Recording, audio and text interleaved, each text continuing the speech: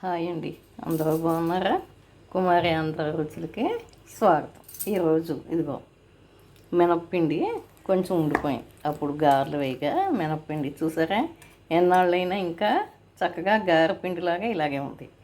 దీంట్లో ఇదిగో ఉల్లిపాయ వేసాను, జీలకర్ర వేసాను, జీలకర్ర కూడా వేసాను, కనిపిస్తుంది చూడండి. పచ్చిమిర్చి వేసాను, కరివేపాకు కట్ చేసి వేసాను, చిన్న చిన్నగా అల్లం ముక్కలు కూడా వేసాను. ఇదిగో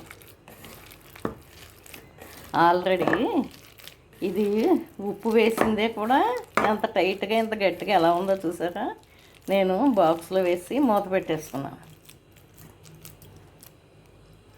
ఇదిగో చిన్న మూకుట్లో నూనె కాగుతాం.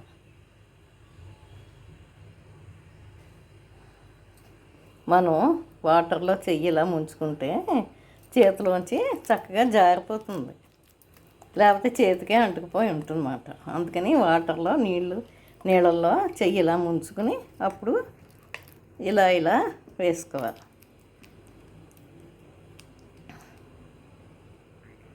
ఇలా ఇలా వేసుకుని చిన్న చిన్నగా వేసుకోవచ్చు, మన ఇష్టం. పెద్దగానైనా వేసుకోవచ్చు, చిన్నగానైనా వేసుకోవచ్చు.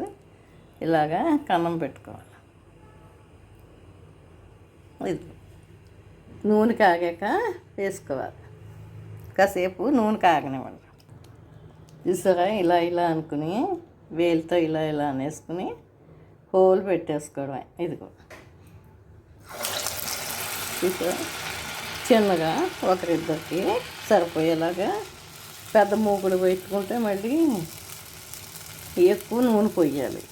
అది మళ్ళీ కాగిన నూనె వేస్ట్ అయిపోతే ఎందుకు పనికిరాదు. నిలవ నూనె మళ్ళీ కాగిన నూనె ఏం వాడం కదా. అందుకని ఇలా సింపుల్గా చిన్న మూకుట్లో వేసుకుంటున్నాను నేను.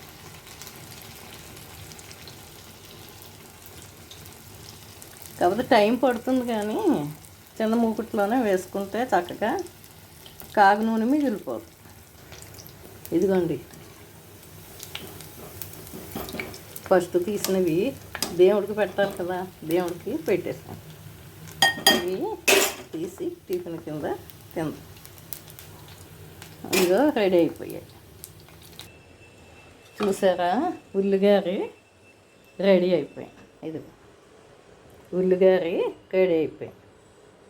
మీకు మామూలుగా చూపించాను, పెరుగావడ చూపించాను. ఇదిగో ఈవేళ ఉల్లిగారి పాకంలో కార కూడా చూపించాను కదా. ఇంకా వెరైటీలన్నీ చూపిస్తాం.